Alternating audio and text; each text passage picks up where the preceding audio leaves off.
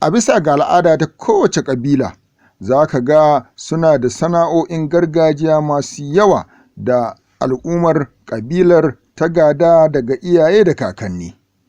Kuma wani abin sha'awa shine, za ka samu kusan kowace sana'ar gargajiya tana da makaɗa da mawaƙa da suka keɓanta kan ita wannan sana'a ita kaɗai. Kiɗan komo, kiɗa ne na maharba, musamman a ƙasar Hausa da wasu ƙabilun da suke cakuɗe da Hausawa. Mun yi kacibis da wani makaɗin komo da jama'arsa maharba a garin Lere na jihar Kaduna, mai suna Baƙo Ɗinya daga jihar Bauchi.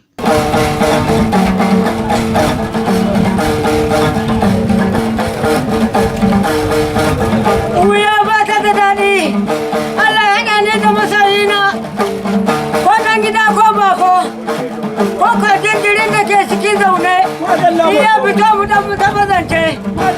Wallahi isa kuna burge ni, isa kuna burge ni, kina mai jan hali uban daji na. Mu je ka bani naman bauna ya shaku.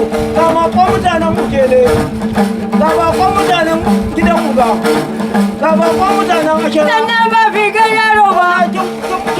Kin ciwa ki bauna, na kashe kutun guduraki, na bugi ganwa.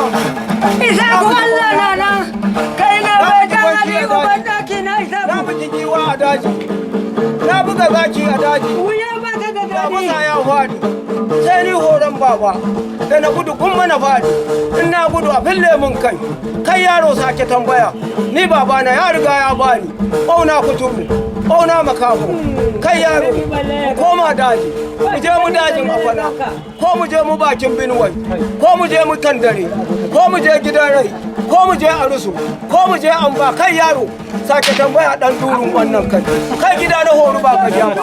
Ya Dukkan mai haƙuri, ka ba su bayani dan kishiya. Na tafi Abuja na yaƙi. Komo Allah mai komo. Ka kira ba za ka ga aiki. Ni horon ne. Ni horon ɗan kuna magagara goyo. Kasa an samu. Ko yanzu a tafi ko yanzu. Da wuya a kwaro. Da wuya a dutsen bako. Da wuya a gudda. A jamu a kai mu ne ka horon mu. Wai labarin gari zan baka ko labarin daba zan baka mai komo. Bayan jin suna da kuma garin da wannan makaɗi wato Baƙo mai komo ya taho, sai na tambaye shi wani ƙarin haske zai yi mana kan wannan kiɗa. Sunan kiɗan shi ne komo. Komo. Wato ita wannan ganga ta maharba ne kawai ko a'a kowane irin mutum ana iya mashi wannan ganga? Ta maharba ne. Kawai. Inda muke bi mu kwana a jeji. Eh. Har ba manyan namu muna kiɗa mu kuma. A ba mu wuya mu dawo da shi gida.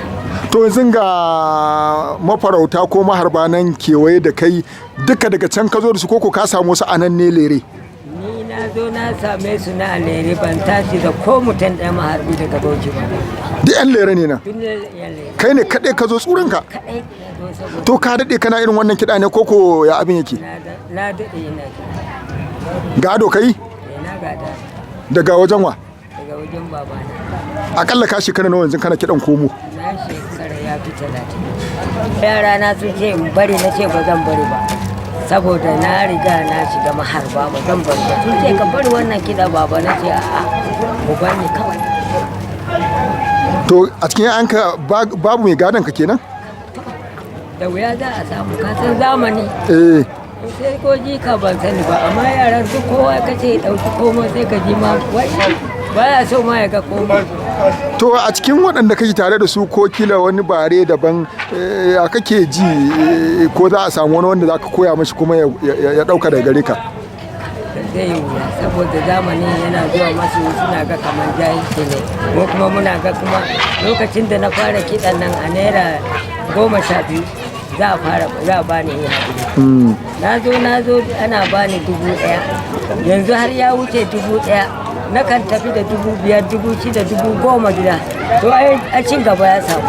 To amma yaran ba. Yanzu ne kai in ka mutu kenan shi kenan wannan kiɗan komo ya mutu a gidanka. Na ce ma yaro na ya aje kare ya sai da shi ko ya aje.